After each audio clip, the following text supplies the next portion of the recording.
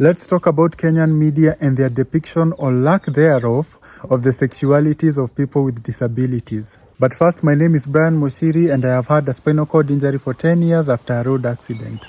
One of my absolute favorite Kenyan films is a short film that was written and directed by Lydia Matata called Sungura. Sungura is a well-depicted story about a young woman who has a disability and requires a wheelchair to get around. The film explores themes of inaccessibility, discrimination, and most importantly, the sexualities of people with disabilities. I personally went to watch the film and I was very encouraged, and I really loved the way that they were able to capture the niche struggles that we as a people, as a community experience when it comes to sexuality and expressing ourselves intimately. If I have to pick one thing that really stood out for me when watching the film, or maybe two things that stood out for me, then it has to be ableism and stigma.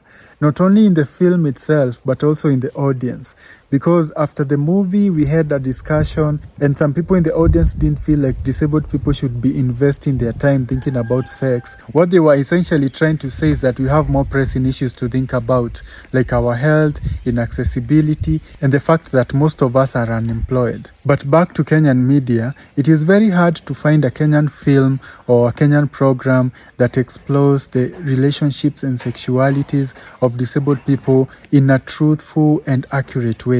The plot is always one-sided, where someone who has a disability is left by their partners, and that is indeed the truth. But there are so many more stories out here of people who are having successful relationships, even though they have disabilities. I feel like most media is still in the dark ages, where disabled people are still treated as broken things and people who need to be fixed.